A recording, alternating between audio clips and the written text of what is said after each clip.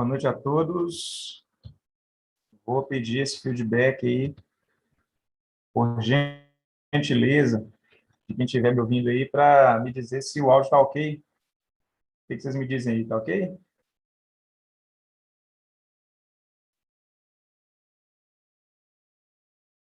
Está todo mundo me ouvindo aí?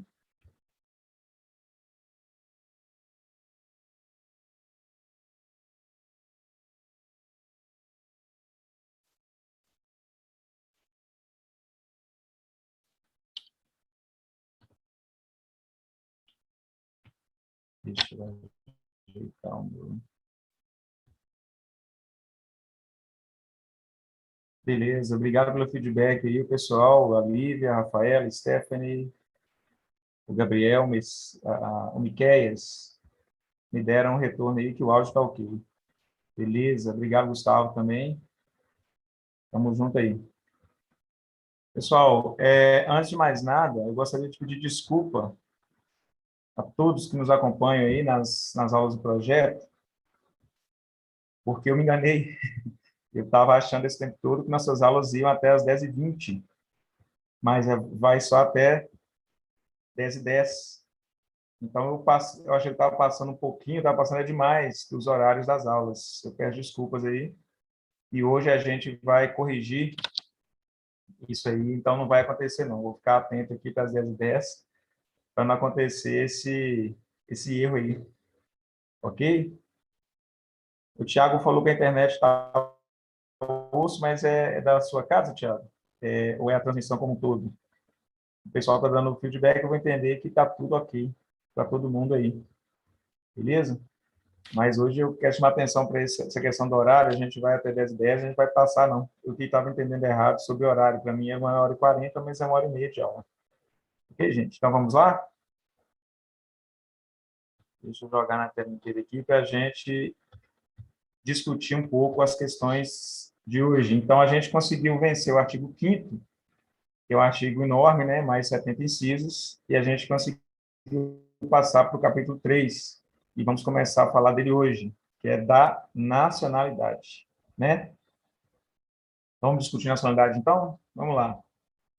Começa do artigo 12, né? O artigo 12 nos diz, vai nos dizer quem são os brasileiros natos e os brasileiros naturalizados. A gente já pincelou sobre isso antes, né?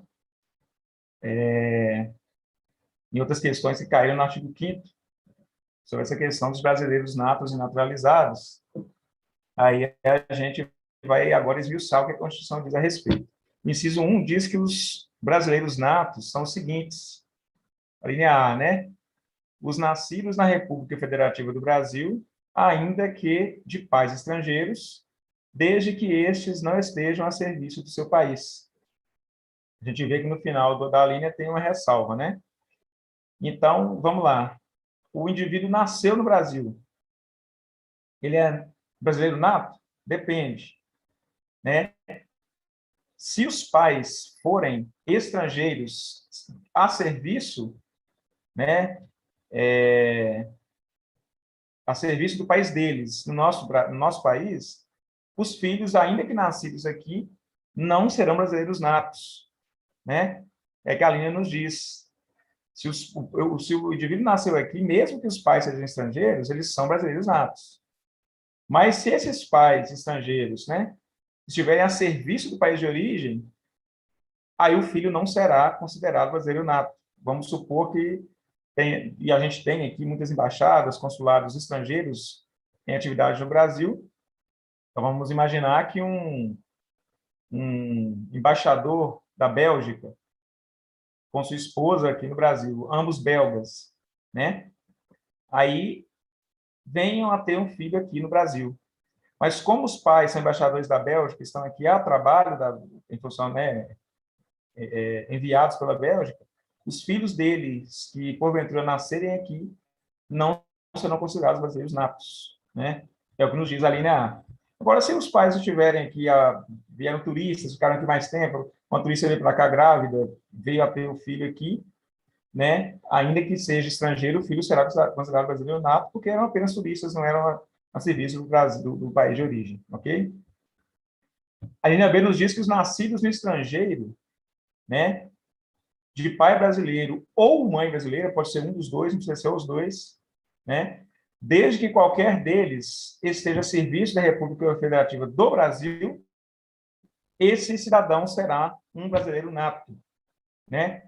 Então, vamos supor que aconteça o inverso da linha A.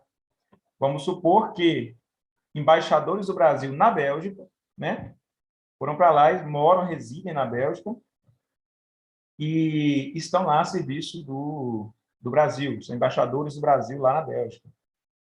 Aí venham a ter, né, esse casal vem a ter filhos na Bélgica. Ainda que nascidos lá, esses filhos são considerados brasileiros natos. É como se tivessem nascido no Brasil. Né? Tamanha importância que a Constituição deu para aquelas pessoas que vivem, né, a serviço da nação brasileira. Então, nesse nosso exemplo, os filhos dos embaixadores brasileiros na Bélgica, ainda que nascidos lá, são considerados brasileiros natos, né, nascidos no estrangeiro. E pode ser, eu dei o exemplo do casal de embaixadores, mas pode ser um deles apenas, né, brasileiro e a serviço do Brasil. Às vezes, um embaixador da Bélgica se casou com uma belga, uma pessoa belga, só que ele é embaixador do Brasil e está a serviço do nosso país. Então, esse filho deles será considerado brasileiro nato, ok? A linha C nos diz que também brasileiro nato, são brasileiros natos os nascidos no estrangeiro de pai brasileiro ou mãe brasileira, desde que sejam registrados em repartição brasileira competente ou venha residir na República Federativa do Brasil e optem, em qualquer tempo, depois de atingir a maioridade, pela nacionalidade brasileira. Vamos clarear o que quer dizer a linha C aí, né? Vamos supor que o indivíduo nasceu, né, em país estrangeiro. Vamos dar exemplo aqui da Espanha.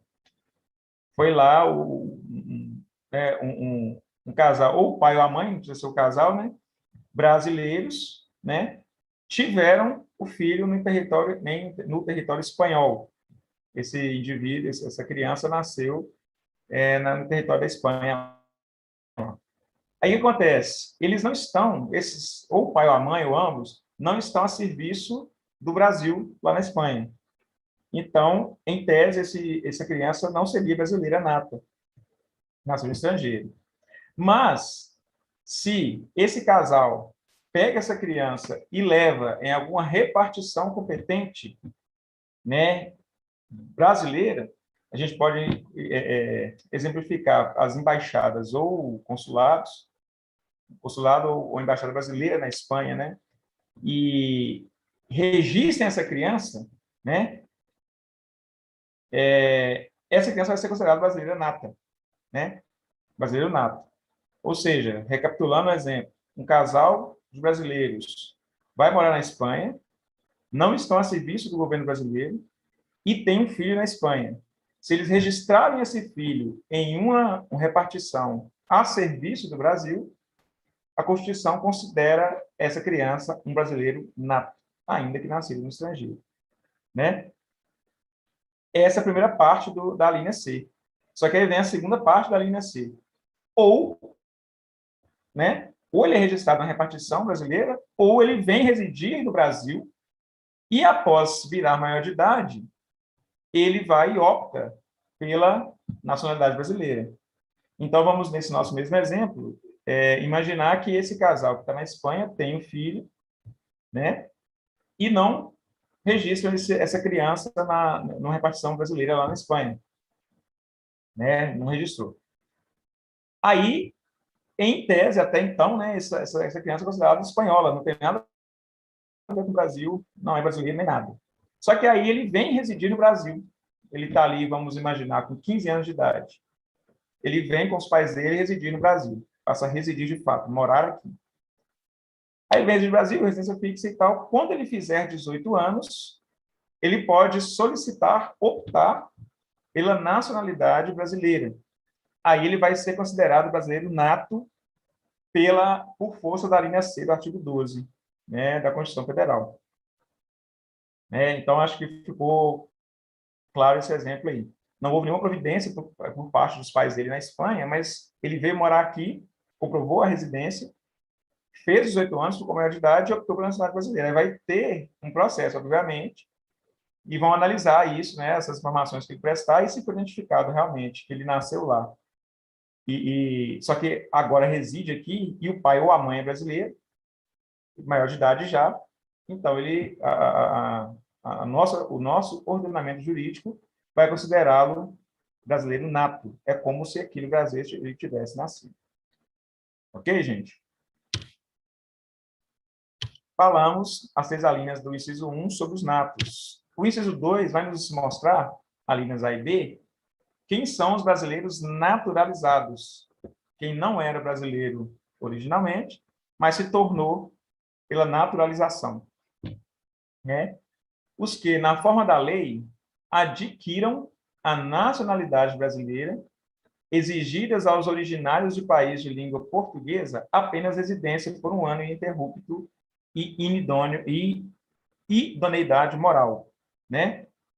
Ou seja, quem adquirir a nacionalidade brasileira, né, se torna brasileiro naturalizado. Aí existem os critérios a serem obedecidos, se não me engano, a própria Constituição vai trazer mais à frente, quais são os requisitos para que o brasileiro, o indivíduo oriundo do estrangeiro, se naturalize, né?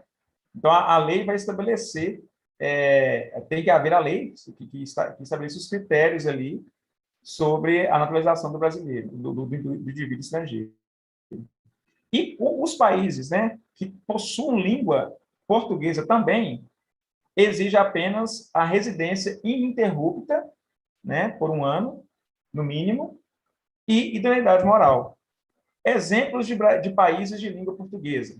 Nós temos aí Moçambique, fala português, um país de língua portuguesa. Angola, é um país que fala português também, como nós. Cabo Verde, também é um país que fala português. Nós temos Portugal, mas Portugal vai haver mais à frente aqui uma peculiaridade com os portugueses. Questões aí do descobrimento, né? Que a gente tem uma relação aí centenária, né? Multicentenária com Portugal. Mas, recapitulando, se o país for de língua estrangeira, língua portuguesa, né? O nato desses países, ele só precisa residir por um ano ininterrupto no Brasil e possuir imunidade moral. Não for um criminoso, não for uma pessoa aí que seja um infrator da legislação, né? Aí ele pode requerer, né, a naturalização como brasileiro. Aí vai ser um brasileiro naturalizado, obviamente, não vai ser nato, né? E só recapitulando, a lei, né, como a linha fala que na forma da lei, a lei vai disciplinar como esse indivíduo vai adquirir a nacionalidade. Lei infraconstitucional. A linha B nos diz que também são naturalizados os estrangeiros de qualquer nacionalidade residentes na República Federativa do Brasil, na residência aqui no Brasil, há mais de 15 anos ininterruptos e sem condenação penal desde que requeiram a nacionalidade brasileira, ou seja, serão estrangeiros fora dos casos daqueles que falam a língua portuguesa como nós, né? Então, se nós temos lá um indivíduo que nasceu na Alemanha, ele é alemão, aí ele vem residir no Brasil. Ficando residindo no Brasil, né, por aí 20 anos, por exemplo, esse indivíduo aqui tem 20 anos que ele mora no Brasil, ininterruptos, né? E não tenha sido condenado penalmente por crime nenhum, e aqui não faz ressalva sobre ser um crime de maior potencial ofensivo, menor potencial ofensivo, crime esse ou aquele crime, só fala condenação penal no geral, ele pode requerer a nacionalidade brasileira. E ali, um indivíduo alemão, por exemplo, que mora no Brasil há mais de 20 anos, possivelmente ele fala a língua portuguesa, é uma pessoa que realmente tem afinidade com o país. Então, a Constituição prevê que esse indivíduo pode ser naturalizado, aí vai se tornar brasileiro naturalizado. Ele vai ter a nacionalidade dele lá no estrangeiro e vai ter a nacionalidade nossa também, ok? Aí vem o parágrafo 1º, minha gente, e nos diz o seguinte, que aos portugueses com residência permanente no país, se houver reciprocidade em favor de brasileiros, serão atribuídos os direitos inerentes ao brasileiro, salvo os casos previstos nessa Constituição. Como eu adiantei, né, Portugal tem um tratamento diferente. Já existe uma relação aí muito antiga. Desde o início do Brasil, né, os portugueses foram os que nos descobriram, então são tratados de forma diferente. Ou seja, para os portugueses especificamente, se ele comprovar que ele tem residência permanente aqui no Brasil, né, ele adquire a condição, né, de brasileiro naturalizado. Só que tem que haver reciprocidade, né, reciprocidade entre Brasil e Portugal. Ou seja, da forma que a gente tratar o português aqui, se a legislação portuguesa tratar também os brasileiros lá, existe essa possibilidade do português, né, do cidadão português, se tornar brasileiro naturalizado, né? Na verdade, o parágrafo primeiro não trata do termo naturalização, que vai naturalizar o português, mas é como se fosse, vai atribuir ao português, né, com a residência permanente aqui, os mesmos direitos inerentes ao brasileiro. Só que aí vai haver casos na própria Constituição que ela vai trazer ressalvas, né? A gente vai ver mais para frente. Então, ele vai ter gozar dos mesmos direitos, questão de habilitar, né, ter que ter habilitação, ele vai gozar dos mesmos direitos. Mas tem que haver reciprocidade. Caso Portugal não trate da mesma forma os brasileiros lá, então a Constituição veda que seja dado o mesmo tratamento aos brasileiros, aos portugueses aqui. Essa reciprocidade ela é muito antiga, como eu já falei, acredito que, eu até posso verificar melhor essa informação, mas acredito que essa reciprocidade aconteça em Portugal. Da mesma forma que a gente fala português aqui, o brasileiro é tratado lá. A gente vê muitos artistas, né? Grandes personalidades aí que residem em Portugal, vão e voltam, e são tratados da mesma forma lá. Né? Então, essa relação com Portugal é bem estreita há muito tempo. Ok, gente? E o parágrafo 2º vai nos dizer que a lei não poderá estabelecer distinção entre brasileiros natos e naturalizados, salvo nos casos previstos nessa Constituição. E no parágrafo 3º a gente vai ver casos assim. Ou seja, o parágrafo 2º está querendo dizer que não pode haver discriminação, né, entre natos e naturalizados. É da mesma forma lá, de questão de cor, de raça, etnia.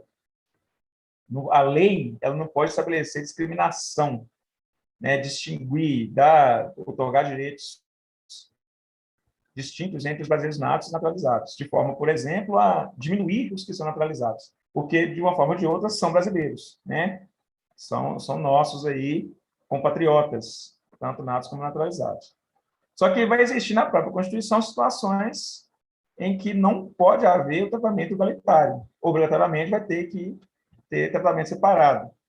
Por exemplo, o parágrafo 3º que vem adiante, que nos traz, né, quais são os cargos que são privativos do brasileiro nato.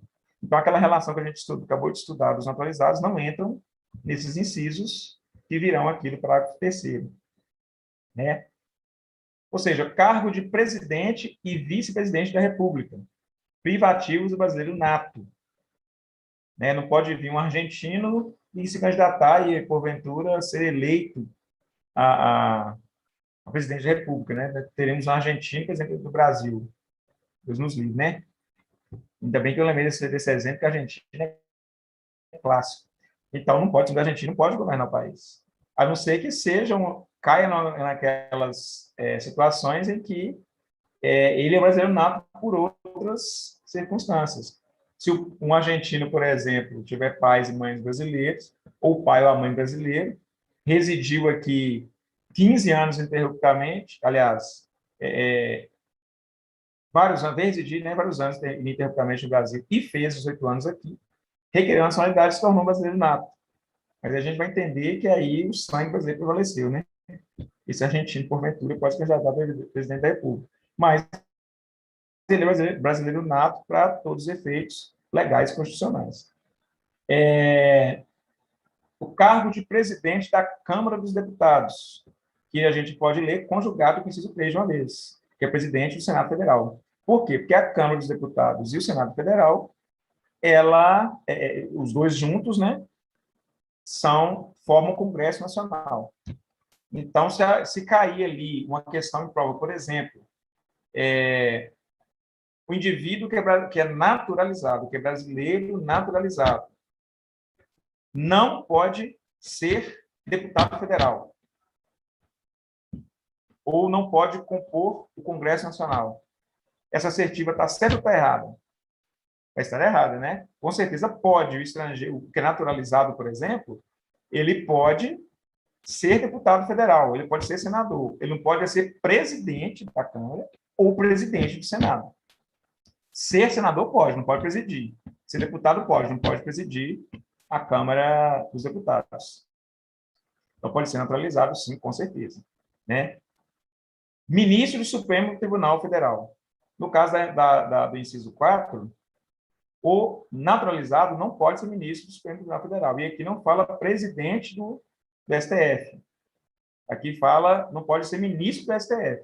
Então, dos 11 ministros do STF, todos têm que ser brasileiros natos. Não podem ser naturalizados.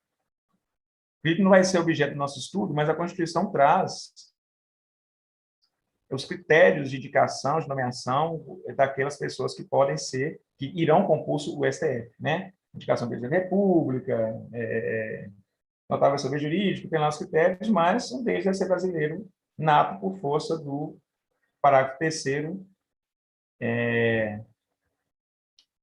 inciso 4, do nosso artigo 12. Eu até esqueci do primeiro artigo. Né? Carreira diplomática. Para ser diplomata do Brasil, só sendo brasileiro nato. Questões de patriotismo, né? Que o cargo de diplomata, a diplomacia realmente é um relacionamento que existe entre as diversas nações soberanas, né? Então, para ser diplomata, para defender aí com afinco os interesses do Brasil, é necessário ter esse patriotismo, é preciso ser brasileiro nato, porque assim quis a Constituição. Ok?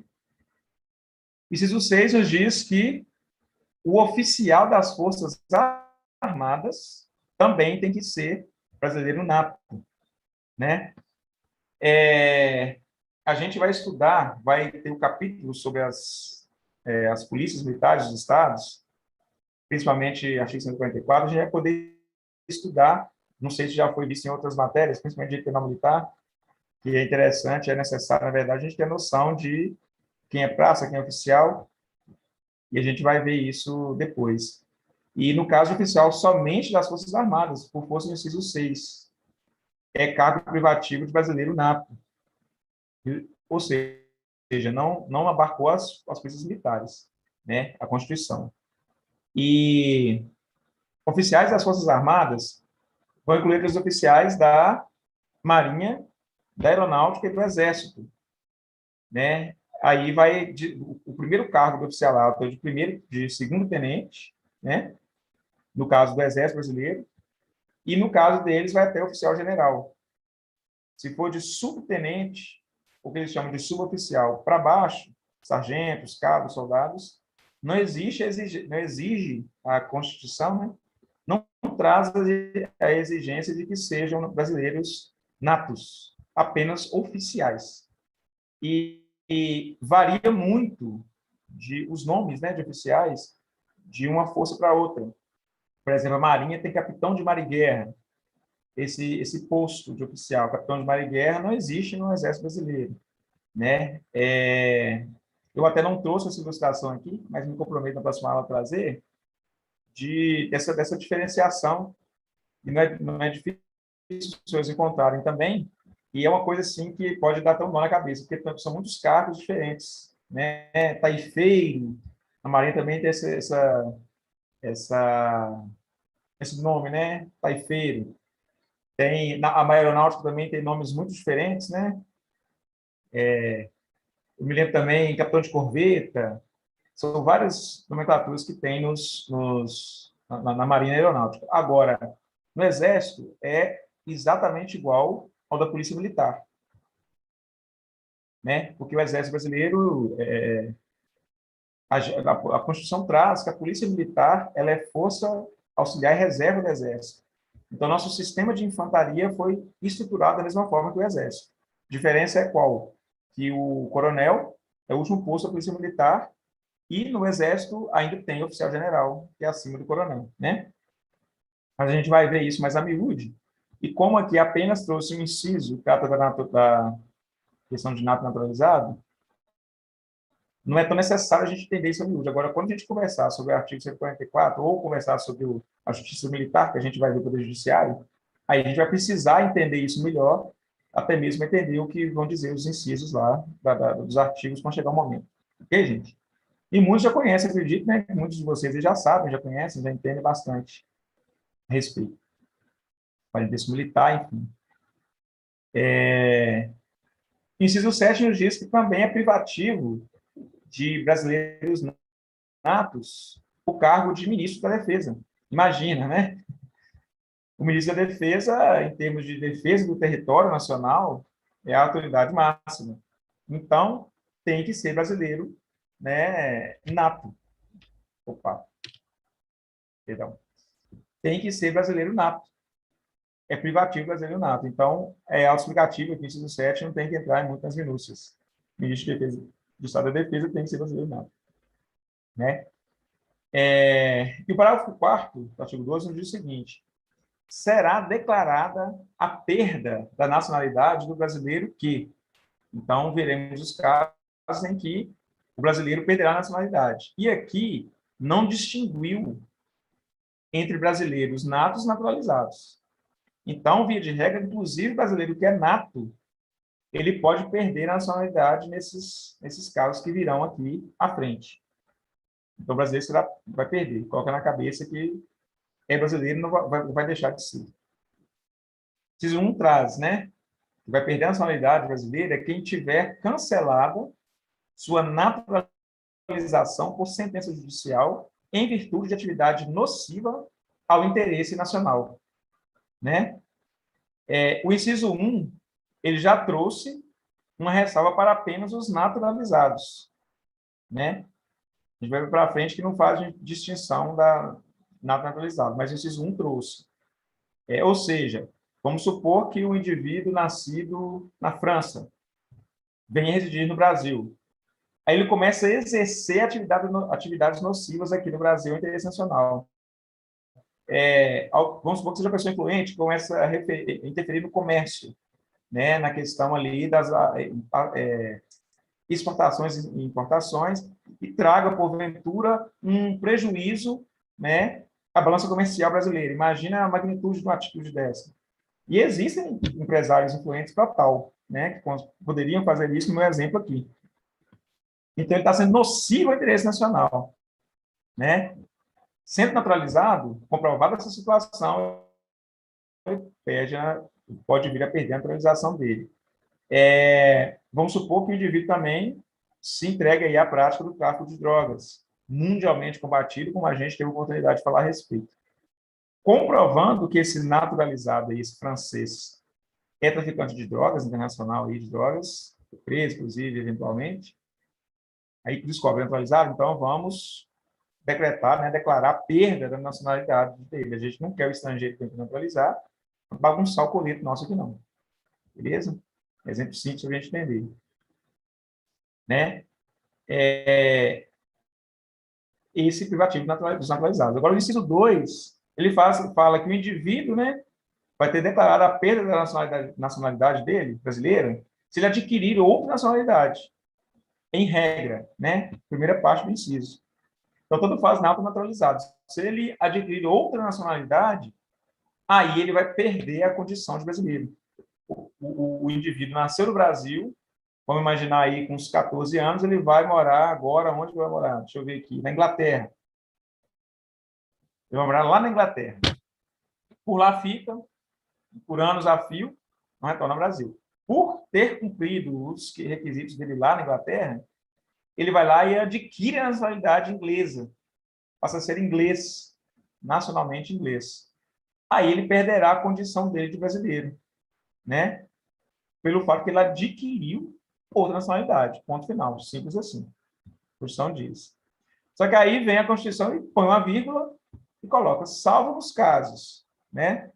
Quando que esse brasileiro, sendo naturalizado, adquire uma nova nacionalidade e não vai perder a condição dele de brasileiro.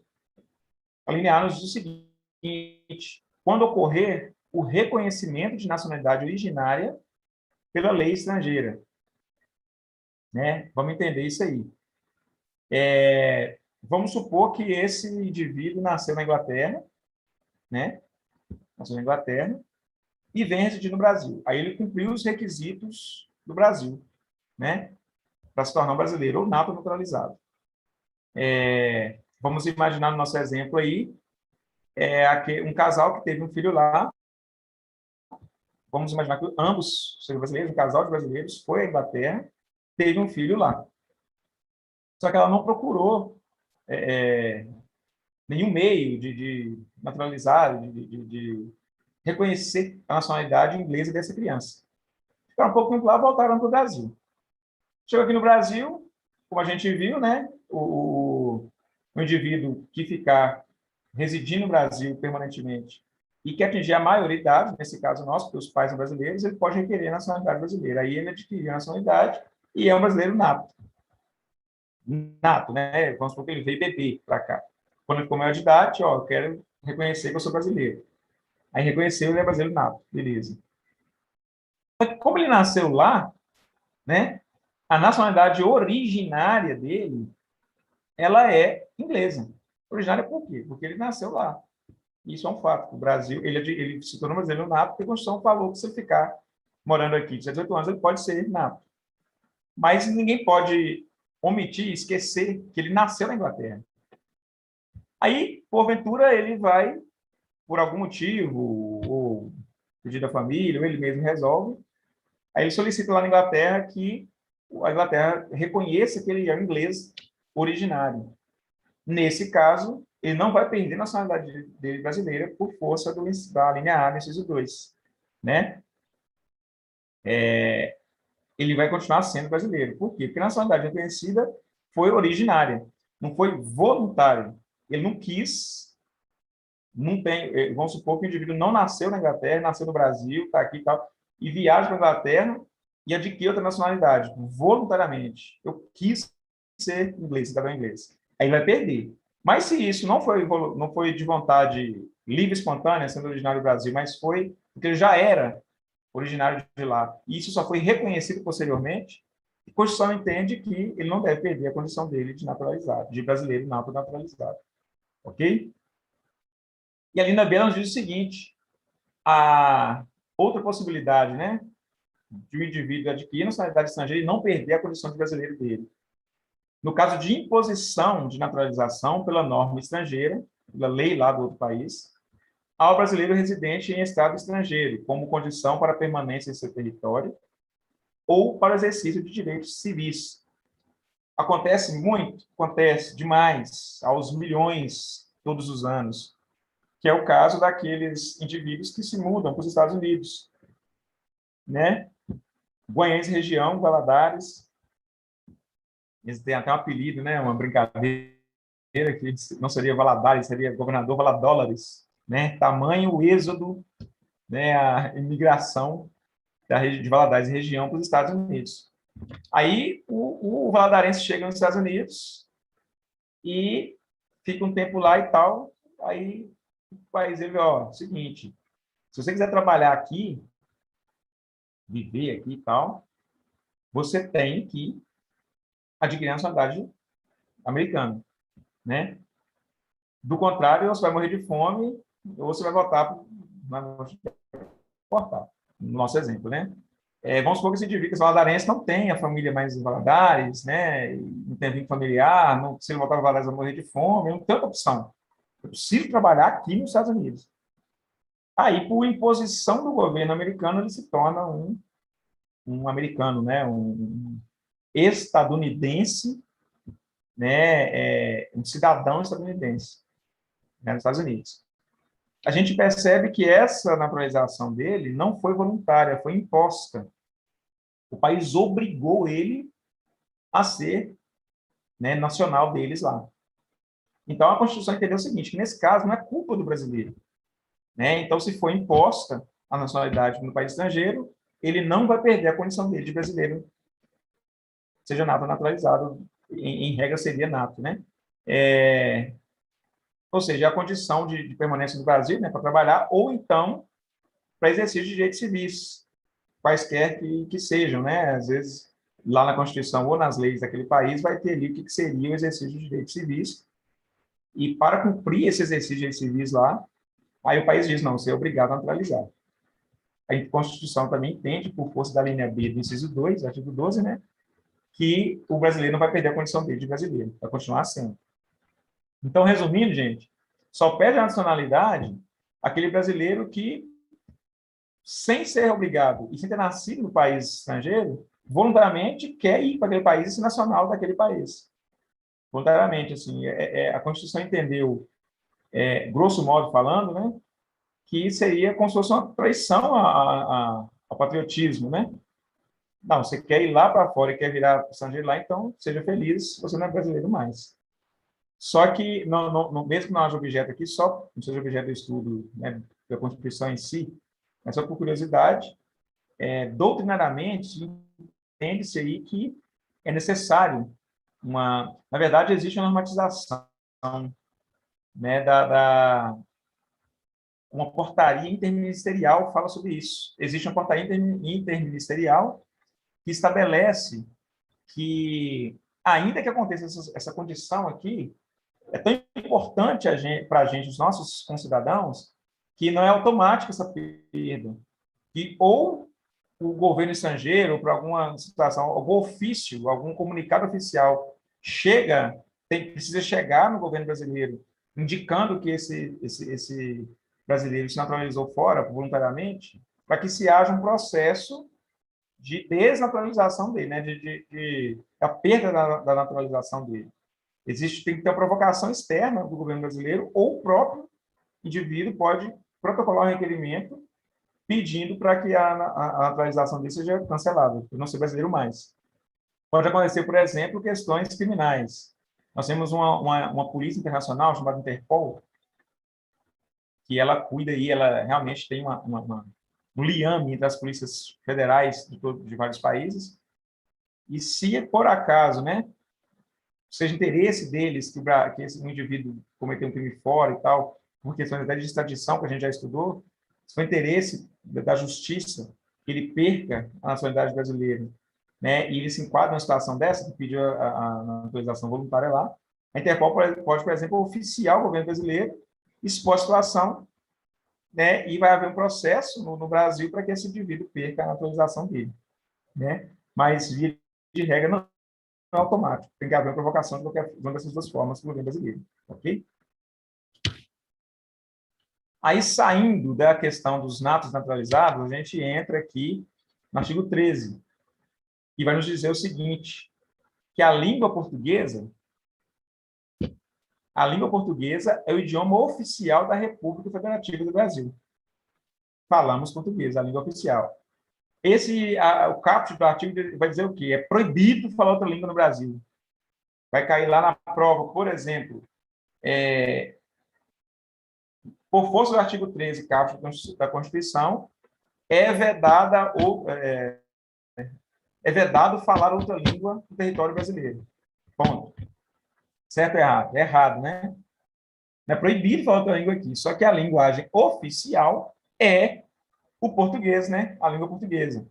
A gente tem os índios que falam, até hoje a gente tem índios que não falam português, falam lá o Tupi-Guarani, falam outros idiomas, outros dialetos, né? Não seriam idiomas, falam outros dialetos. Nós temos, por exemplo, colônias de estrangeiros que praticam a língua originária. A gente tem os judeus, é muito comum as pessoas de origem judaica, judeus de família mesmo, conversarem entre si apenas na linguagem, no hebraico, né? A língua originária dos judeus lá, entre si. Então, é livre outra língua, só que oficialmente a língua portuguesa. Os documentos oficiais têm que ser em português, né? Você vai fazer uma prova de concurso, vai estar redigido em português, porque é a língua oficial do país. Só para chamar atenção nesse ponto. O parágrafo 1º diz o seguinte: são símbolos da República Federativa do Brasil a bandeira, o hino nacional, a bandeira nacional, o hino nacional, as armas e o selo nacionais. Armas nacionais, selo nacional. Né? E diz o parágrafo 2º que os estados, o Distrito Federal e os municípios poderão ter seus símbolos próprios. Aí vem, né? Alguém pode perguntar: que caçamba de arma é? O que é arma nacional? É um fuzil, uma pistola? O que é selo nacional, né? A gente vai ver o que é isso agora na próxima lâmina, para não ficar dúvida na cabeça dos senhores, rapidamente, né? Só para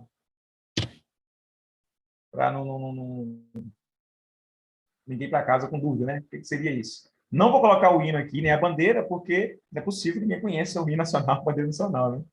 Inclusive, quando os senhores e senhoras forem policiais militares, vamos ter a maior afinidade com as honras que a gente presta a esses dois símbolos que eu não coloquei aqui, que todo mundo conhece, que é a bandeira nacional e o hino.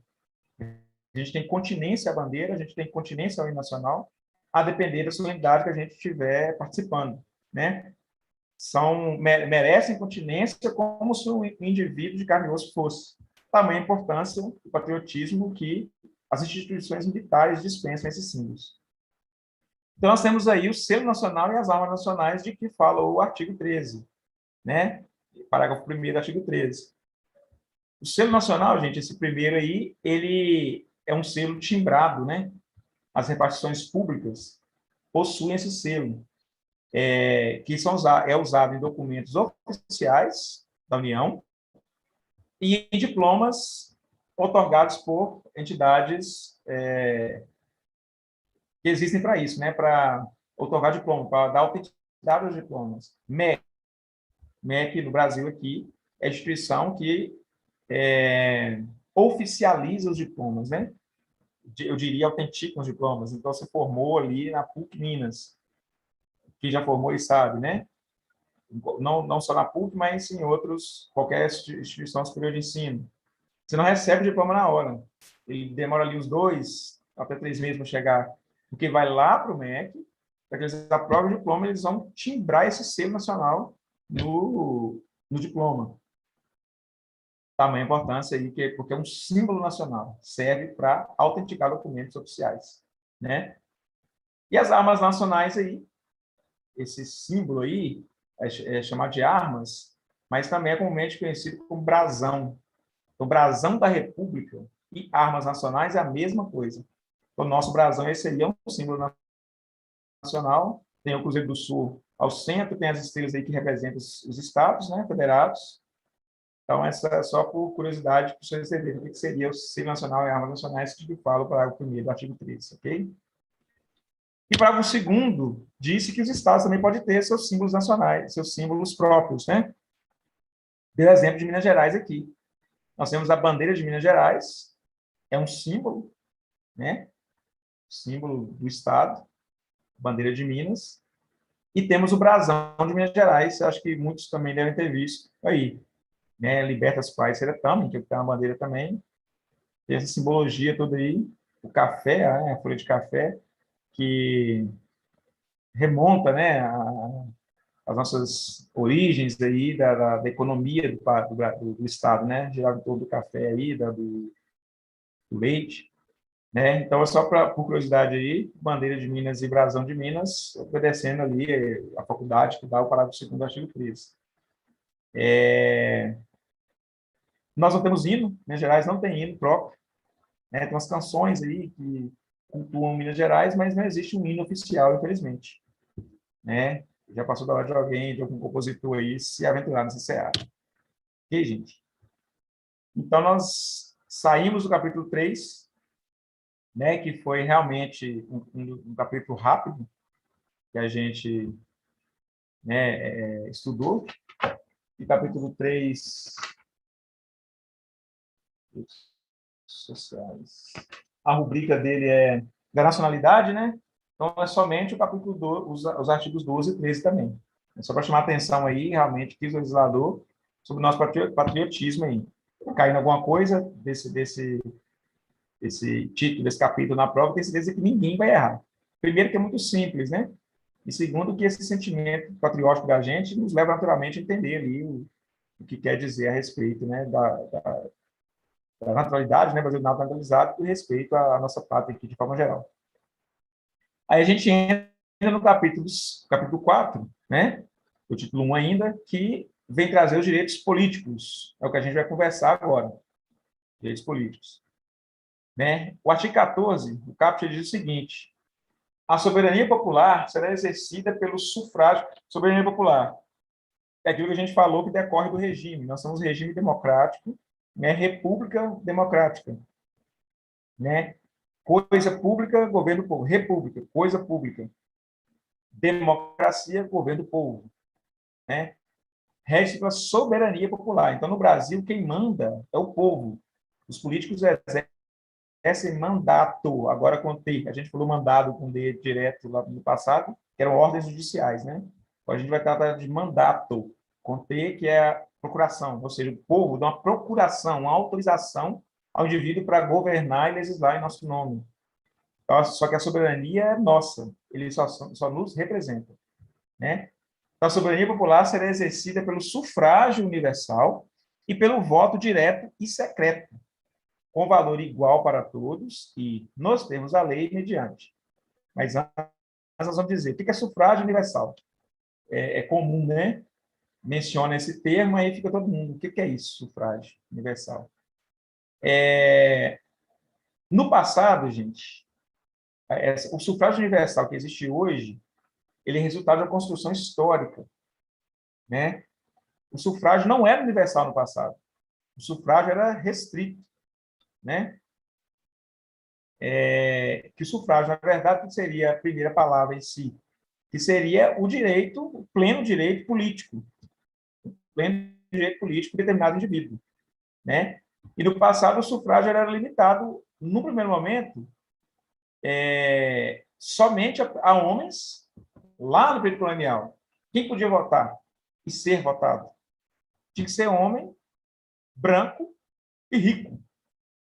Então, a pessoa, ou seja, quem decidia o destino de toda a nação era uma classe muito restrita. Você tinha que ter posses, você tinha que ser homem, tinha que ser branco. Negros, mulheres, né, pobres, gente que não tinha condição, não podia decidir o destino, através de leis, né, da coletividade. Aí, com a evolução, veio aí o voto das mulheres, né, as mulheres passaram a incluir aí no dia de voto, sufrágio, né? As pessoas, desde que fossem homens, teve uma época também, ainda que pobres, já todos os homens podiam votar, mas só a mulher que não. Depois a mulher passou a votar. Houve a abolição da escravatura, mas o negro ficou sem votar por muito tempo, depois se expandiu, né? O votar, né, do analfabeto foi proibido por muitos anos também. Então, hoje, o que quer dizer isso? O sufrágio é universal, plenamente universal. Qualquer um, claro que cumprindo, satisfaça voluntariamente as exigências legais, qualquer pessoa pode votar. Nós vamos ver que nem todos podem ser votados, mas todos podem votar. O sufrágio universal quer dizer isso. Plenamente, e é irrestrito, né? Todos nós, brasileiros, podemos votar. E o voto é direto e secreto, né? Não tem... A eleição americana, por exemplo, não traz voto direto. O indivíduo não sai e vai lá ou votar no cidadão. Eles elegem delegados e os delegados votam por eles, né? Delegados, eles são delegados. O povo delega a essas determinadas pessoas o direito delas, né, de ir lá votar. Então, é indireto. No nosso caso, não. A eleição é direta. O voto é direto e secreto. Né, ninguém é vedado saber, né, quem você está votando ali. E eu saio da minha casa, vou na urna e eu dou meu voto lá naquele indivíduo que eu quero eleger. Direto e secreto. Com igual valor para todos, em termos da lei mediante plebiscito, referendo, iniciativa popular, né? O que esses incisos querem dizer? O voto, ele né, a democracia, melhor dizendo, ela é indireta, ela é representativa. Nem diria que diz, não, é representativa. A gente tem representantes que né, que legislam e governam o nosso nome. Só que tem situações, essas três aqui, em que o brasileiro pode, né, legislar diretamente, né, decidir a determinada legislação que vai reger a nação de forma direta. Como que isso pode ser feito? Através de plebiscito, referendo e iniciativa popular. E isso, na forma da lei, nos termos da lei, né, mediante uma lei constitucional, que é a Lei 9.709/98. Quem tiver curiosidade e interesse pode ler essa lei aí, para entender esses três institutos aqui. O plebiscito, ele já aconteceu no Brasil, na história recente, como eu disse, tive a oportunidade de falar anteriormente, sobre a Lei de Armas, Lei 10.826, né, o Estatuto do Desarmamento. O povo brasileiro foi consultado através de plebiscito, se queria armar a população ou não, né? E a forma, ela é muito parecida, na verdade, a mesma que o referendo, só que há a diferença de objetos, né? Porque o plebiscito, ele tem que acontecer, né? Ele é próprio para acontecer antes da legislação ser incluída, ser votada, ser, enfim, né? Entrar em vigor, né? Até mesmo antes da votação mesmo. Como, por exemplo, a Lei 10.826. Existia a intenção do Poder Legislativo de editar o Estatuto do Desarmamento, Lei 10.826. Só que antes de fazer isso, houve o plebiscito para consultar o povo. Para quê? Para saber, o Legislativo Federal, na ocasião, ele quis saber o que o povo pensa, né? Vamos saber o que a nação quer, para depois a gente juntar nossas ideias aqui no Congresso para propor, fazer essa proposta para votação, né? Para entrar em vigor, né? Do projeto, editar o projeto de lei para que ele se torne lei posteriormente. Aí pergunta antes, sabedores do que o povo queria, assim, não, então, dentro desses trilhos aí, a gente vai montar o nosso projeto de lei aqui. Esse é o plebiscito. O referendo, não, o referendo vem depois. Vamos imaginar que a lei de tenha sido, não houve consulta à população nenhuma, né? Numa dessas formas de democracia direta, né? Aí, nós, os próprios integrantes do Congresso resolveram editar a lei, desde 1826, Estatuto de Desarmamento. No exemplo, né? Que não foi assim, mas só um exemplo para a gente entender. Aí foi feito o projeto de lei, foi votação e essa lei entrou em vigor. Aí, vamos supor que ela veio cheia de polêmicas. Aí o Congresso, poxa, a gente podia, então, ver o que o povo pensa a respeito dessa lei, de repente a gente consegue até revogá-la, né? Se a nação não quer, não seguiremos em frente com essa legislação em vigor. Aí pode ser utilizado o referendo. Ele é um instrumento próprio para ser utilizado após a edição da lei. Aí a pessoa, o povo vai referendar, autorizar, concordar com aquela lei ou não. Abre-se o referendo e existe a votação a nível nacional, normalmente, com título de eleitor e tudo, estrutura-se de forma, né, que haja essa consulta direta ao povo, como se todo mundo reunisse numa sala, como se 200 e tantos milhões de brasileiros pudessem reunir no mesmo local e conversar. Através do referendo, a gente é possível, né, discutir uma lei que já está em vigor, que pode ser revogada a depender do resultado do referendo. Não conheço uma história nem recente nem remota no Brasil de uso do referendo, né? Confesso que eu não conheço se foi utilizado ou não, mas é previsto na Constituição, regulada pela Lei 9.709. E a iniciativa popular. A iniciativa popular é fantástica, né? Eu acho um instrumento assim que nós não usamos, também não conheço história de utilização dessa possibilidade, mas existe o eleitorado, né? Porque dos 210 milhões de brasileiros, 220, não sei, nem todos são eleitores. Vai existir ali menores de idade, vai existir ali N outras pessoas que não são eleitores. Então, vamos apurar o eleitorado e 1% do eleitorado pode propor uma lei no Congresso, né? Olha que bacana. Normalmente, vias normais, são os próprios deputados, são os legitimados ativos do artigo, não falha a memória, não é assunto da nossa matéria, mas existe um artigo da Constituição que traz ali os legitimados, 109, artigo 109, que traz ali os legitimados ativos, são aquelas pessoas que podem propor, né, se eu não salvo engano, o 109. Aí depois a gente verifica. Fazer propostas de lei, né, para que seja levado à votação ali no Congresso, eventualmente também na Assembleia, né, dos Estados, Câmara de Vereadores. Então, existem as pessoas que podem propor fazer projeto de lei. Mas o inciso 3 do artigo 14 da Constituição, ele diz que o próprio povo, pode propor uma lei na Casa Legislativa para ser votada e se tornar lei no futuro. Pode protocolar um projeto de lei, né? Só que precisa ser 1% do eleitorado. Então, seria muita gente, né? Tem que ter assinatura nesse projeto de lei de 1% do eleitorado. Acontecendo isso, pode haver uma lei por iniciativa popular. Né? Eu confesso que eu não sei, não conheço nenhuma lei que tenha sido iniciada e seja em vigor ali, que a origem dela tenha sido a iniciativa popular. Se houver, eu vou ficar até surpreso, e é uma possibilidade muito grande, né? Enfim, um instrumento democrático poderoso. Esse inciso 3 aí. Ok, gente? Só para a gente ter essa notícia. Né? E o parágrafo 1º do artigo 14, ele vai dizer o seguinte: o alistamento eleitoral e o voto são. O que é alistamento eleitoral? Alistamento eleitoral é você tirar seu título de eleitor, se tornar um eleitor, formalmente falando. Todos nós, quando completamos 18 anos, nós temos que tirar nosso título de eleitor. Na verdade, 16, né? A gente vai ver que é facultativo para pessoa de 16 anos.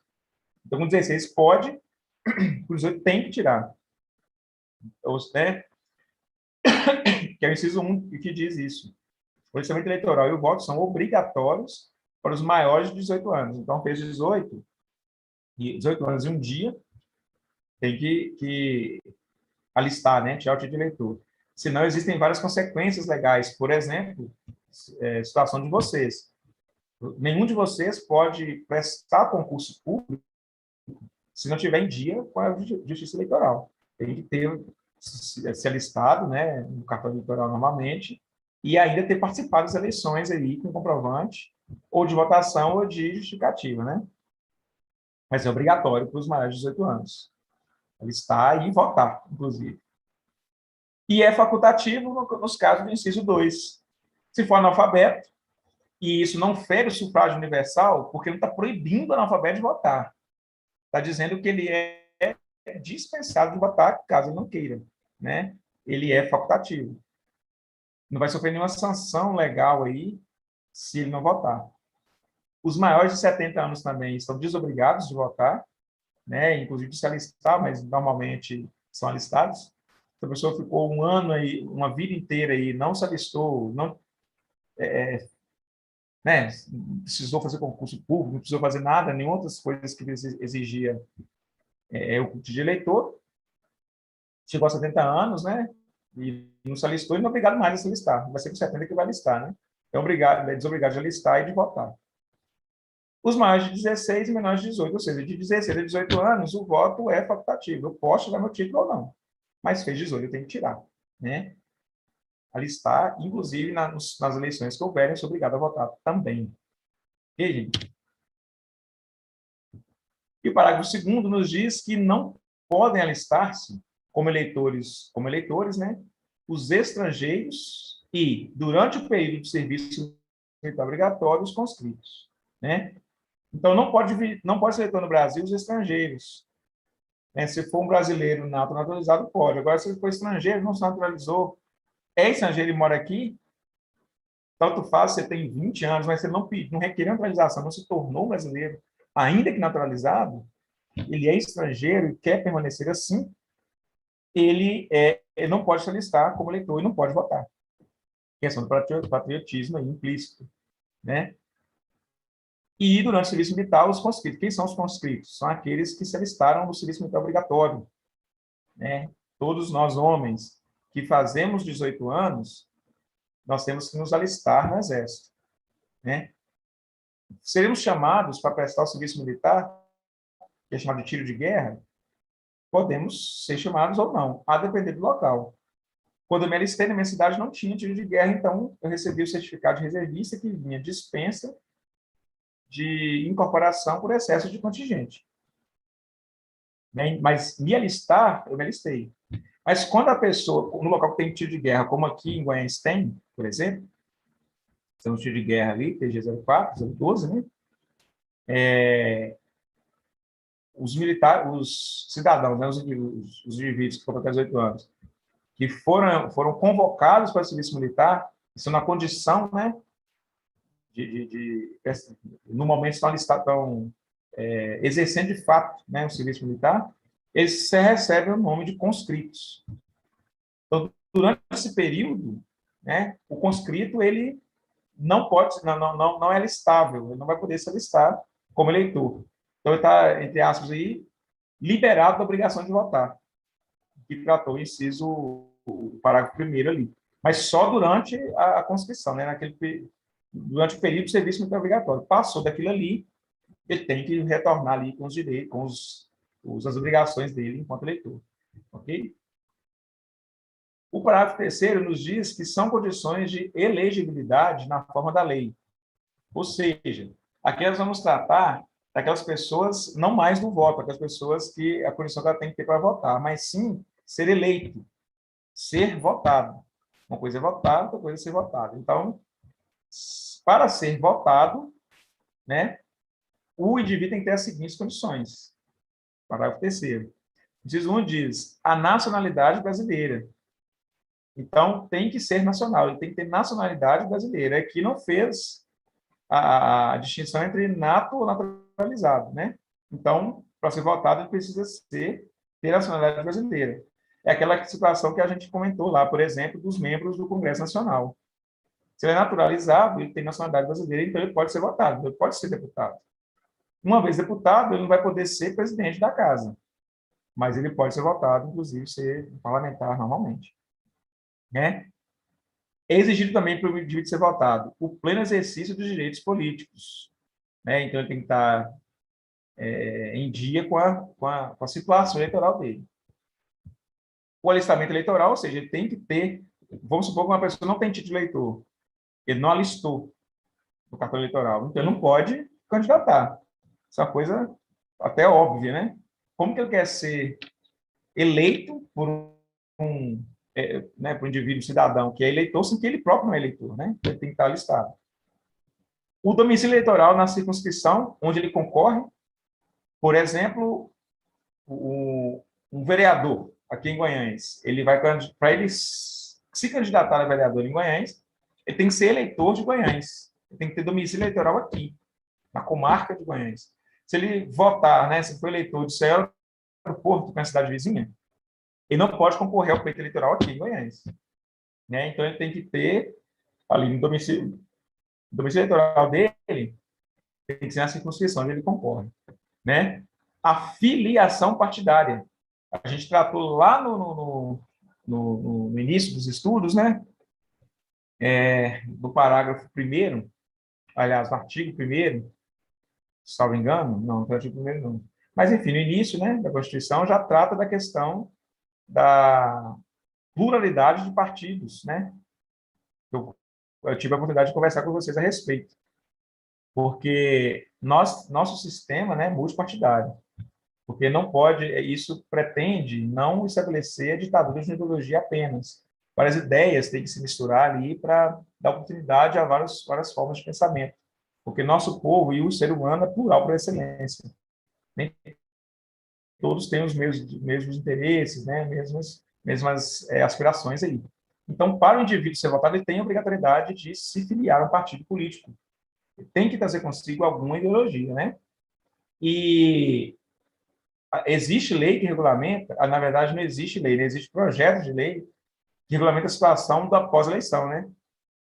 E nós temos exemplos, acredito que o presidente da República hoje não tem partido, se já não tiver filiado aí, não estou sabendo, mas até então ele tinha tido um conflito com o partido dele e saiu do partido, então ele era um presidente sem partido.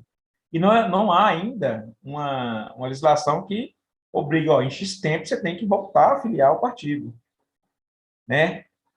No pós-eleição, existem também parlamentares que no decorrer aí desfiliaram do partido, tiveram conflito, não são mais, não tem mais partido nenhum, mas já estão eleitos. Então, não existe nada de regulamento pós-eleição, mas para concorrer ao pleito, para, né, ser candidato, é obrigatória a filiação partidária. Inciso 6 nos diz que também é exigida a idade mínima, né, para ser eleito. As questões nas alíneas vão trazer as idades mínimas para que a gente possa concorrer ao pleito eleitoral, né? Para eu concorrer a presidente ou vice-presidente da República, eu tenho que ter no mínimo 35 anos. Nós tivemos aí, acho que o presidente mais jovem da história foi o Fernando Collor de Mello, que, se eu não me engano, na época ele tinha 35 anos, né? O presidente mais jovem da história, 35 anos de idade. A linha B nos diz que para governador e vice-governador do Estado ou do Distrito Federal, no mínimo 30 anos. Para ser deputado federal, estadual ou distrital, prefeitos, vice-prefeitos e juiz de paz, no mínimo 21 anos. Né? Juiz de paz, o que seria o juiz de paz? O juiz de paz é uma função pública que ela afeta a estrutura do Poder Judiciário. Existe, né, a lei orgânica da magistratura nacional, né, a LOMAN lá, lei orgânica da magistratura nacional, né, LOMN, que traz ali a função do juiz de paz. O que ele vai fazer? E, basicamente, o juiz de paz é aquele que celebra os casamentos, né? Responsável aí pela contratação das núpcias, em geral. E ele é uma função que existe aquela estrutura ali, tem a forma com que a pessoa vai ser nomeada juiz de paz, os quesitos que ela tem que preencher, né, os requisitos. Para ser juiz de paz também tem que ter 21 anos de idade. E 18 anos para vereador. Não é comum a gente ver vereadores tão jovens, né? Seria até interessante, ideologias mais novas, mas não é comum, mas existem. Existem muitos vereadores aí que são eleitos em idade bem jovem, com 18 anos para ser vereador. O parágrafo 4º nos diz, fica de olho na hora aqui, que estou devendo vocês, hein? O parágrafo 4º nos diz que são inelegíveis os inalistáveis e os analfabetos. Ou seja, quem não pode se alistar, não pode se tornar eleitor, tirar o título de eleitor, não pode ser eleito. Eu já tratei disso. E os analfabetos também não podem ser eleitos. É facultativo o analfabeto votar. Ele pode tirar o título e pode votar. Agora, ser votado, ele não pode, né? Nós tivemos um caso emblemático do deputado Tiririca, que ele era analfabeto. Só que eles aplicaram um teste para ele e criaram a figura do analfabeto funcional, né? E, assim, se a pessoa soubesse, ao menos, assinar o próprio nome, enfim, parece mais uma manobra, né, do que uma coisa constitucional, de fato. Porque se souber assinar o próprio nome, escrever alguma coisa ali assim, é analfabeto funcional. Mas a míngua de uma legislação que regulamentasse isso, né, em regra, se a pessoa é analfabeta, não sabe ler e escrever, ela não pode ser votada. Não pode ser parlamentar, nem cargo público algum eletivo, né? O parágrafo 5º nos diz que o presidente da República, os governadores de estados, né, e do Distrito Federal, os prefeitos, e quem os houver sucedido ou substituído no curso dos mandatos, poderão ser reeleitos por um único período subsequente. Ou seja, esse parágrafo trata da reeleição. Hoje, o mandato eleitoral é de 4 anos, né? Então, é só renovável por mais 4. O mesmo não pode ficar, por exemplo, se é de 4 anos, ele fica 8, não vai ficar 12 anos. Tem que dar um intervalo, pelo menos, de um mandato, que é de 4 anos. Você pode ficar 8 anos no cargo, 4 fora, e, eventualmente, se ele for eleito, votar 4, né, mais 4 anos depois, podendo ir até 8 novamente, se for reeleito. É um mandato só, acho que todo mundo já sabe disso, aí é uma coisa que é muito do nosso cotidiano. Parágrafo 6 diz que para concorrerem a outros cargos, o presidente da República, os governadores dos estados e do Distrito Federal, e os prefeitos também, devem renunciar aos respectivos mandatos até 6 meses antes do pleito. A gente vê aí que são, basicamente, os chefes do executivo, né?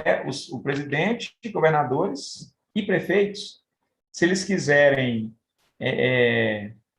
concorrer a cargos diferentes, cargos diversos, né, do cargo que eles ocupam, até 6 meses antes, eles têm que renunciar, né, sair do cargo que eles ocupam. Nós temos aí um prefeito, por exemplo, que quer ser deputado, acontece muito. Tem que renunciar ao cargo 6 meses antes da eleição para deputado. Aí o vice vai assumir e ele vai concorrer ao cargo dele lá, feliz da vida. Ok? Parágrafo 7º. São inelegíveis no território de jurisdição do titular. Esse parágrafo 7º aqui, ele é misturado, porque ele vai trazer a questão do parentesco, né? Acho que tem um combate ao nepotismo aí, enfim. Mas o parágrafo 7º nos diz que são inelegíveis no território de jurisdição do titular o cônjuge e os parentes consanguíneos ou afins até o segundo grau ou por adoção do presidente da República, de governador do estado ou território do Distrito Federal, de prefeito ou de quem os haja substituído dentro dos 6 meses anteriores ao pleito, salvo se já titular de mandato eletivo e candidato à reeleição. Né? O que isso quer dizer? Que no território de jurisdição, vamos imaginar aí a cidade de Belo Horizonte, tem ali o prefeito, né? Ele é prefeito de Belo Horizonte. Então, no território de jurisdição dele, ou seja, onde a jurisdição da Prefeitura de Belo Horizonte alcançar, né, não podem se eleger a esposa desse prefeito, né? Ou seja, é inelegível para qualquer cargo eletivo. A esposa do prefeito, né, o cônjuge, no nosso exemplo aqui, o prefeito de Belo Horizonte, a esposa dele não pode, o cônjuge. O parente consanguíneo ou afim, qual que é a diferença do consanguíneo e do afim? Consanguíneo, obviamente, sangue, nasceu na família. E os afins são aqueles parentescos em virtude de lei, né? Os parentescos civis que a gente fala, que são sogros, cunhado, né? Basicamente sogros e cunhados. Não tem como fugir, mas tem também por exemplo, o pai não, o avô do cônjuge seria em terceiro grau, segundo grau, por exemplo, o avô do cônjuge alcançaria isso aí, é um parente por afinidade, né? Porque equipara o meu avô. Se eu sou casado, o avô da minha esposa se compara ao meu avô. Então, ele é um parente por afinidade, em virtude do casamento aí. Basicamente, tudo que foi em virtude do casamento até o segundo grau. O cunhado, por exemplo, meu irmão é um parente em segundo grau, né? Primeiro grau, meu pai, segundo grau, meu irmão. A gente que acha que irmão é parente em primeiro grau, e não é. É em segundo grau, prefeito civis. Então, o meu irmão, ele é meu parente em segundo grau, consanguíneo. E o meu cunhado é meu parente em segundo grau, por afinidade. Então, parente afim. Então, nesse caso aqui, nem o irmão, né, e nem o cunhado do prefeito de Belo Horizonte poderiam concorrer ao pleito eleitoral na jurisdição de Belo Horizonte. Ele pode concorrer em Contagem, pode concorrer na Amazônia, mas dali dentro de Belo Horizonte não, né? Ou por adoção. Adoção, ou seja, adotado ou consanguíneo, né, se for filho, não tem distinção entre consanguíneo e adoção. A Constituição Cidadã já trouxe essa paridade aí, não há que se falar, né? E aqui só está dizendo que basicamente os membros do Poder Executivo, né? Esses parentescos diz respeito ao presidente da República, governadores, né? E prefeitos. E quem os haja substituído dentro do quem os haja substituído, ou seja, vamos supor que o prefeito saiu por algum motivo e o vice assumiu. Para aquele que assume, vale a mesma regra, né? Até o segundo grau, os parentes dele não podem concorrer a pleito ali naquela jurisdição. Isso dentro de 6 meses antes, né? Do pleito eleitoral, né? Do pleito eleitoral do dia do sufrágio universal da votação. Agora, fala salvo se já for titular do mandato eletivo, né? E candidato à reeleição. Ou seja, no caso de reeleição, como ele já detém o cargo, esse parente, ele não é impedido de concorrer porque ele é parente do prefeito, né? Então, ele vai concorrer, ele é vereador, mas ele já é vereador e vai concorrer à eleição. Não tem problema. Agora, se ele não for, ele vai ingressar, né, naquele cargo público, por ele ser parente do chefe do executivo, ele não pode concorrer, e parente até segundo grau, né? Eu acho que esse artigo, muito embora misturado, ele é fácil de entender. Caso os senhores tenham dúvida, por favor, perguntinha no final aí. O parágrafo 8º nos diz que o militar alistável é elegível atendidas as seguintes condições. E isso é muito importante para quando os senhores e senhoras estiverem já pertencendo à caserna aqui, né? Porque acontece muito do militar querer se alistar, se alistar como se candidatar. E existem as regras, que essas regras da Constituição foram trazidas também para dentro da Polícia Militar. A Polícia Militar já, né, já trabalha com esse ditame constitucional aí dentro das nossas normas. O militar, então, que nós nos enquadramos, somos policiais militares, né? Ele é alistável, né? Ele é elegível, se ele é alistável, ou seja, ele tem que estar em dia. E para ser policial militar, ele já vai ter que estar em dia mesmo, então ele pode se eleger só se ele contar menos, né? Aliás, ele não pode, ele tem que contar mais de 10 anos, né? Se contar menos de 10 anos de serviço, deverá afastar-se da atividade. Ou seja, se o militar tiver 10 anos, até 10 anos, né, tiver menos de 10 anos, ele não pode se candidatar sob pena de ser tirado, afastado da atividade. Ou seja, vai se tornar um inativo, aposentado. Atualmente, essa aposentadoria ela é proporcional.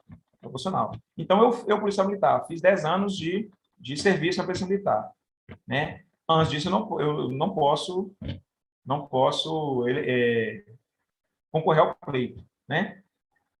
E, na verdade, eu me adiantei, não é remunerada, não. Nesse caso aqui, ele vai para a reserva não remunerada da Polícia Militar, né? Então, se ele tem menos de 10 anos, eu não quero saber, eu quero candidatar, eu quero ser vereador em Guanhães. Aí eu vou lá e candidato, né? Me alisto para ser candidato, né? Protocolo lá minha candidatura, filio a um partido político e concorro ao pleito, né? Então, se eu tiver menos de 10 anos, né? Tanto faço a mim, eu não quero saber, eu quero candidatar, eu vou ser transferido para a reserva não remunerada da Polícia Militar. Eu vou para reserva, né? Vou me tornar inativo da polícia, mas não vou receber salário da polícia militar. Não vou ser excluído, não vou dizer o termo excluído aqui, porque exclusão realmente é a expulsão da pessoa. Mas nesse caso aqui, o indivíduo ele vai estar fora das fileiras da corporação, sem receber salário nenhum, porque ele tinha menos de 10 anos e quis se candidatar. Agora, se ele contar mais de 10 anos de serviço, será agregado pela autoridade superior e, se eleito, passará automaticamente na ata da exclamação para a atividade. Nesse caso, sim, é o caso da reserva remunerada proporcional que eu havia me adiantado ali. Se o militar tiver, na Polícia Militar de Minas Gerais, tiver mais de 10 anos, ele pode se candidatar, ele não vai ser retirado das fileiras da corporação, dos quadros da polícia, não. Ele vai, se ele for eleito, né, ele vai para a reserva, mas remunerada, proporcional. Se ele tiver 10 anos, ele vai receber um terço, porque é tratado ali proporcional aos 30 dias, né? Se é 30 dias, atualmente, o militar fica 30 anos, os senhores já estão entrando na realidade de 35 anos, essa conta vai ter que ser refeita, mas vai ser ali proporcional aos dias aos anos que ele tiver de serviço, vão ser proporcionais aos dias do mês que ele vai receber. Então, nós temos exemplos aqui. O militar ficou 15 anos na polícia, se candidatou, foi eleito. Aí ele recebe o quê? 15 dias do salário. Esse exemplo vai ser metade do salário, que hoje é 30 anos que a gente fica na carreira. Então, ele vai transferir para a reserva remunerada. Mas, de qualquer forma, ele sai da atividade, se torna um inativo, um aposentado, digamos assim. E durante, ele estiver na campanha eleitoral, né, buscando voto, propaganda eleitoral, tudo mais, disputando ali, fazendo a campanha dele, ele fica agregado, né, pela autoridade superior dele, né? Nosso caso aqui, a gente faz a documentação e manda para o comando geral, que é a nossa autoridade superior, autoridade máxima, e o comandante geral autoriza a agregação desse militar, porque é autorizado pelo artigo 8º, pelo parágrafo 8º, que ele pode se alistar, né, se candidatar, porque ele tem mais de 10 anos. Aí, geralmente, são 3 meses que dura a campanha, aí o militar fica agregado, ou seja, ele vai ficar, normalmente, com o salário dele, se dedicando à campanha eleitoral, porque ele tem esse direito. Só que ele já vai ciente que, se eleito for, vai acontecer esse resultado que eu falei com vocês aí, que é ir para a reserva remunerada proporcional. Não recebe salário integral, não. Ok? E chamar atenção também para uma questão que, uma vez vereador, ele vai estar na reserva da polícia proporcional. Só que ele tem que escolher entre os salários. Tem o salário de vereador, tem o salário da polícia, proporcional. Ele tem que optar. Ele pode receber os dois cumulativamente. Aí fica 4 anos no mandato. Se ele não for eleito, reeleito, ele vai se tornar um militar da reserva recebendo o salário dele proporcional da polícia. Ok. Mas enquanto ele for, aí, se ele achar mais vantajoso ficar com o salário de vereador, ele opta pelo salário de vereador durante o mandato dele e não recebe da polícia, enfim, segue a vida, ok? E o parágrafo 9º nos diz o seguinte: lei complementar estabelecerá outros casos de inelegibilidade e os prazos de sua cessação, a fim de proteger a probidade administrativa, a moralidade para o exercício do mandato, considerada a vida pregressa do candidato, e a normalidade e legitimidade das eleições contra a influência do poder econômico ou abuso do exercício de função, cargo ou emprego da administração direta ou indireta, né? Esse artigo aqui, esse inciso, ele também misturado, igual aquele inciso que eu falei com vocês, a gente precisa destrinchá-lo. Mas, tendo em vista que já são 10h04, eu vou parar nessa lâmina, né? Para a gente voltar nesse inciso 9, para a gente conversar melhor sobre ele. Eu quero ver o andamento ali das dúvidas, caso tenha tido, no nosso bate-papo lá. E acabou pelo horário também, e às vezes tem pontos interessantes que a gente se empolga e vão ficar também sem a questão das questões, né, de prova, que eu acabei não preparando a questão para hoje aqui. Vamos ver como é que estão os senhores ali.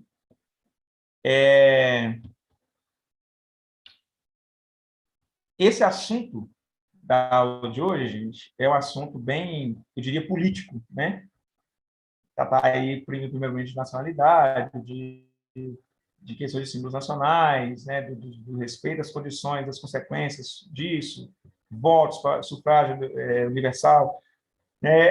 Para muitos, esse assunto pode ser um pouco chato, um pouco maçante, né? Mas o edital não excluiu, como eu falei antes, não excluiu nada daqueles tipos que eles selecionaram. Então, a gente precisa estudar.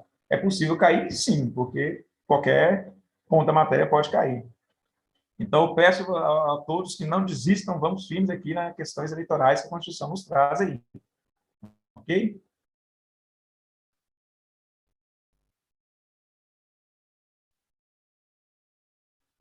A Vivi só me perguntou aqui se a aula fica salva, né?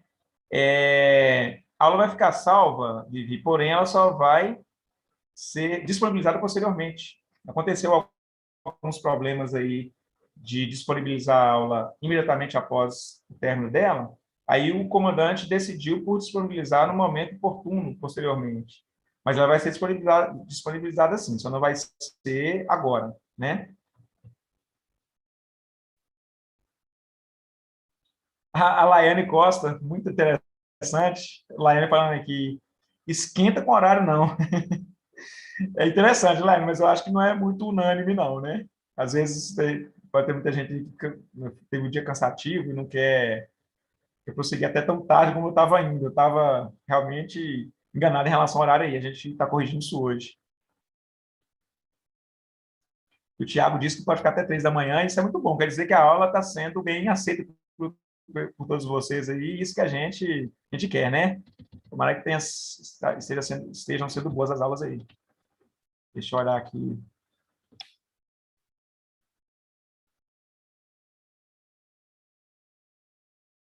Em 2018, eu não pude voltar. Ah, tá. Ah, tá. O Pedro falou que em 2018 ele não voltou porque estava servindo no Exército. Ótimo. A Patrícia falou que não entendeu a explicação da linha A. Mas qual a linha A, Patrícia? Fala para a gente, qual artigo, por favor. São várias alíneas As de vários artigos, né? Se você puder me dizer, Patrícia, qual que é a linha A que você está falando, a gente volta lá e destrincha. né? Aqui o Guilherme perguntando, se o militar se candidatar e for eleito, ele consegue voltar a atuar na força depois do seu mandato?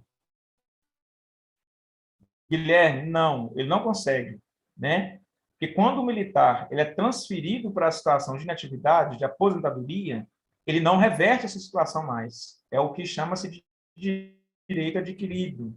Ele adquiriu aquela condição, né, nova de inativo, então ele não retorna mais, né? Inclusive, existe a possibilidade de reconvocação do inativo no serviço ativo mediante um terço a mais do salário, mas não na questão do indivíduo que alistou, né, que se elegeu por força da Constituição. Ela não prevê essa possibilidade de retorno, né, à atividade. Até mesmo no caso das reconvocações que a gente tem, e é uma situação à parte, não tá na Constituição, foi uma legislação da Polícia Militar de Minas Gerais,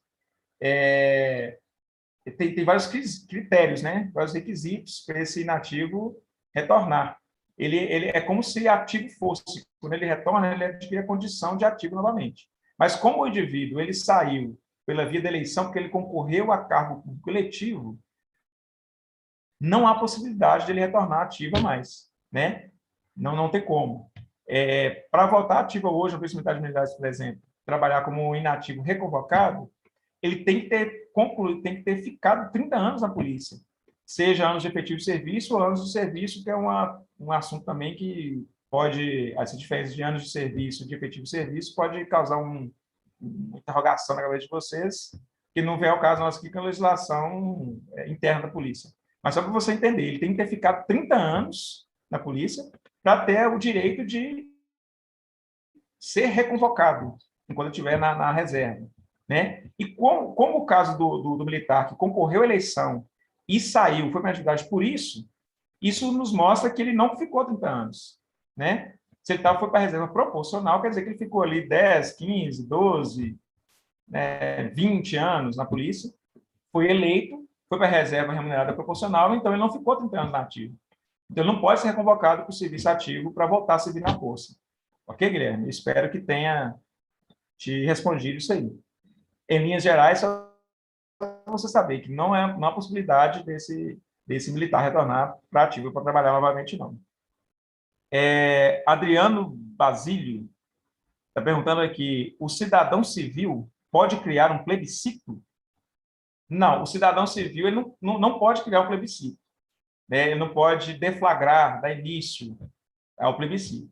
Isso aí é privativo mesmo ali do Poder Legislativo de criar esse plebiscito, né? Ou do chefe executivo também. Porque o plebiscito e o referendo, o Adriano, eles são uma consulta, né? Consulta do poder público, consulta do governo à população. Então, parte a via aí ao contrário, né? Não parte do cidadão para o governo, parte do governo para o cidadão. Então, forma de consulta. No plebiscito, ele consulta, vocês querem uma lei tal, dessa forma? Vocês querem? Vocês concordam? Sim ou não? É o plebiscito.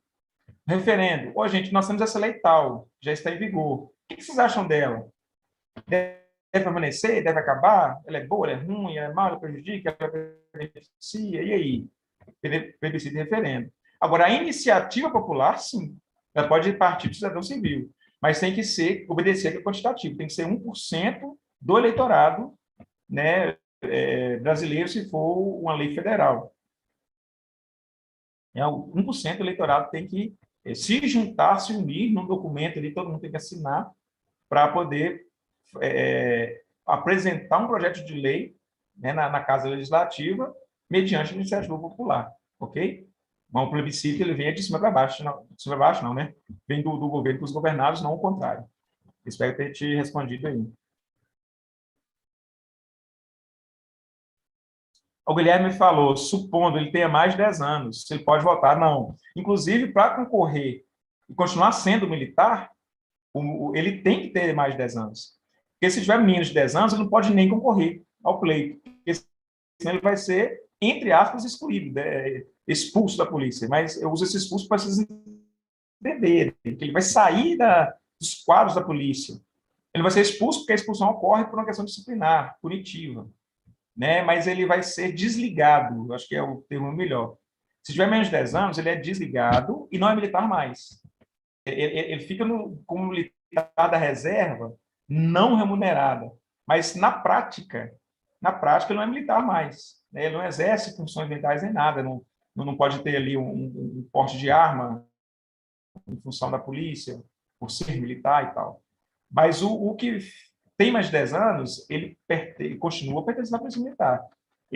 Só muda o quadro, é o quadro de militares da reserva remunerada, né? Reserva remunerada. Ele vai ter as mesmas prerrogativas que ele tinha na ativa. Continua sendo militar, tem a carteira de identidade militar, tem porte de arma, ele pode ir renovando o porte dele, o CRAF, o certificado da arma de fogo dele, por exemplo. E nos documentos vem sempre falando militares da reserva remuneradas. Esses continuam com os mesmos direitos. Se ele vai para a reserva não remunerada, como é o caso daquele que tem menos de 10 anos e se candidata, né? Aí ele não, se ele é da reserva não remunerada, então ele não tem os mesmos direitos dos militares, né? Como se ele não fosse militar mais. Então, menos de 10 anos, nem pensar. Vou ficar claro para vocês aí.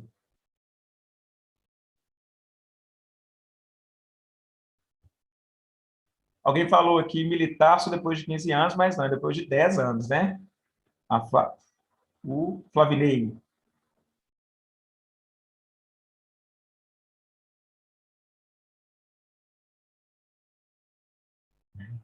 Aí ele falando quando a aula é boa, para a gente nem ver. Eu também acho que passa muito rápido. Vamos dar uma olhadinha aqui. Obrigado pela observação positiva aí, Lucas. Lucas Santos. Muito obrigado aí. A de pelo menos se esforça para dar uma boa aula, né? E eu fico satisfeito com o retorno aí. Muito obrigado. Patrícia perguntando sobre a perda da nacionalidade, mas ela não continuou. Deixa eu ver aqui. O Strike Game, deve ser um codinome aí, né?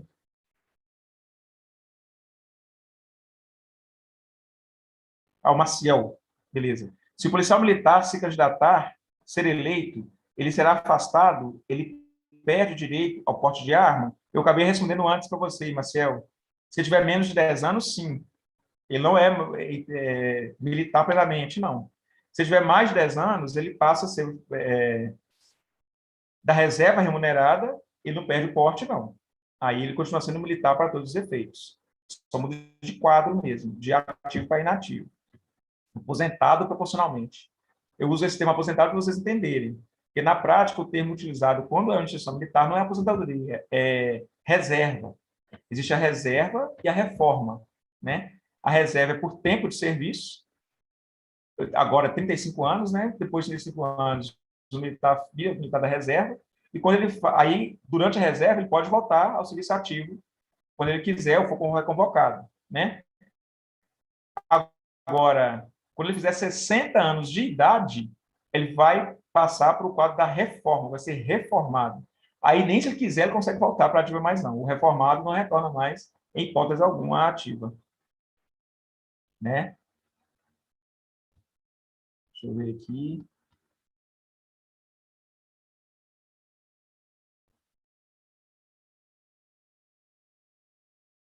O Henrique perguntou, a cada 30, 20 minutos a mais de aula é um aprendizado que vai nos ajudar bastante na prova, não, com certeza. Só que a gente tem que ser coerente com os demais, né, Henrique? Com as demais disciplinas. Mas é uma boa, com certeza eu também gosto. Luiz Felipe falando aqui, o senhor falou que era para fazer concurso público. Para fazer concurso público tem que ter título eleitoral e ter exercido o voto. E no meu caso, que tirei o título esse ano e não tive eleição. Luiz, obviamente, se você tiver passado por pleito eleitoral. Às vezes a pessoa tirou o título hoje, né? Tem 18 anos, pode prestar o concurso da Polícia Militar, e é o seu caso, por exemplo. E nesse prazo você não teve eleição, né? Nós estamos em 2021, de fato não haverá eleição. Então não teve eleição, você não precisou votar, não vai ser exigido comprovante nenhum de você. Vai estar ali a data que você alistou, vai estar no seu titular, sem problema. Não há empecilho nenhum, não. O que você não pode é ir fazer matrícula da polícia sem ter título, sem ter se alistado. Você tem que ter se alistado como eleitor. Alistou? Ok. Agora, votar é obrigatório também, mas só vai ser exigido o voto se no tempo, desde que você se alistou, tem oportunidade de votar. Se não teve, não vai ser exigido, ok?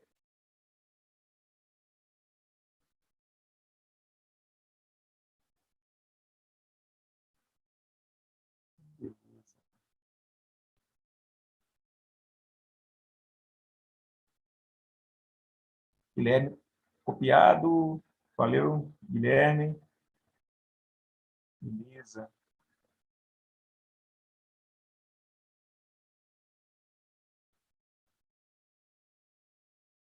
O Matheus perguntando, baixa assinado. Ah, eu acredito que você está querendo dizer abaixo assinado, né, Matheus? Tem um documento abaixo assinado da Iniciativa Popular?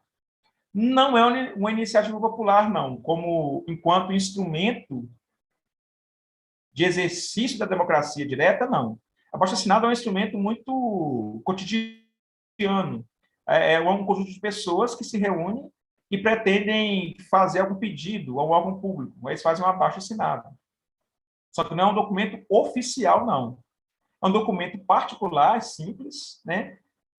A gente pode fazer um abaixo-assinado para órgãos públicos ou não, inclusive. Existe uma empresa mineradora que está prejudicando moradores da zona rural. Aqueles moradores podem se juntar, fazer um abaixo-assinado, demonstrando a vontade daquele povo de que aquela mineradora pare com as atividades, por exemplo, ou encontre uma forma de não prejudicá-los mais. Isso é um instrumento particular, é simples, qualquer um pode fazer, não está dentro dos documentos oficiais previstos em normas legais, não. Entendeu? Abaixo-assinado não é um documento oficial público, não, para você entender. Ok, Matheus?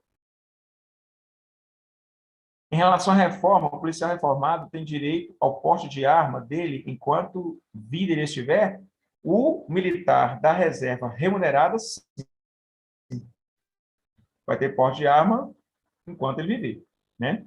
É claro que é o seguinte, eu esqueci seu nome, que está aí, Strike Game, Maciel, né? Ô, Maciel, para renovar o porte, o militar que está aposentado já, está na reserva, ou efetivamente na reforma, ele passa por um exame médico antes. Não é só chegar lá e renovar. Tem uma série de critérios, questões processuais, ele não pode estar sendo processado, não pode ter cometido crime e tal, tem vários critérios. Dentre eles, exame médico.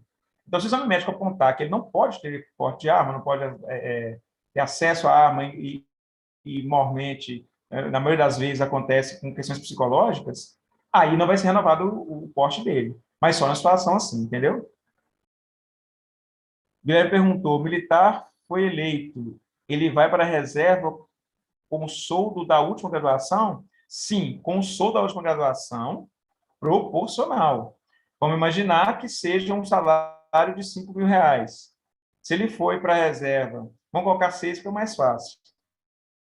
Ganha 6, ele recebe R$ 6.000 ali. Aí ele vai para a reserva porque ele foi eleito vereador.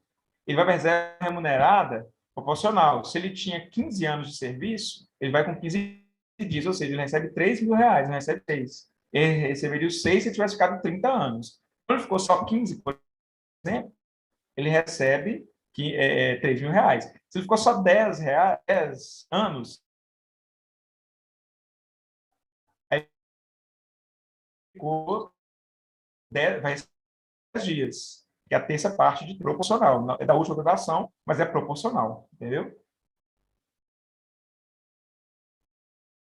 Agradeço pela observação positiva, Luiz Felipe. Tamo junto. Beleza. Pessoal, então, encerrando as perguntas, vamos encerrar a aula de hoje. E eu já conversei 11 minutos, agora é de fato 11 minutos a mais, não foi? Que na minha cabeça ia estar acabando a aula agora, né? A aula principal. E aí a gente conseguiu corrigir isso aí. Mas foi um prazer, né? Novamente estar com vocês aqui e respondendo as observações aí, que realmente é muito bom, o tema instiga muita gente, a gente acaba querendo prosseguir mais. Mas vamos dar aí o período de descanso também é muito importante. Foi um prazer estar aqui, eu repito, né? Muito obrigado pela atenção de vocês. Estaremos juntos na próxima aula, se Deus quiser, na próxima segunda-feira, ok? Maciel, só para não deixar sem resposta aqui, eu vejo a pergunta, não consigo ficar sem responder. O policial pode ter qualquer calibre de uso permitido sobre sua posse em sua residência, em seu carro? Maciel, No grupo lá tem meu número. Como essas perguntas, elas já, essa pelo menos, essa especificamente, as outras não. Essa já foge da matéria, né, direito constitucional. Aí já é uma curiosidade interna, você pode me perguntar que eu tenho prazer de te responder lá, ok? Vou te deixar sem resposta, não.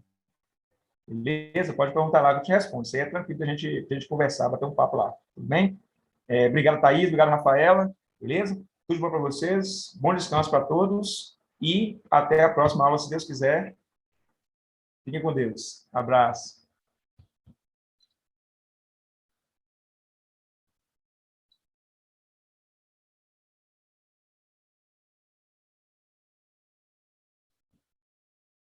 Conseguindo fechar aqui.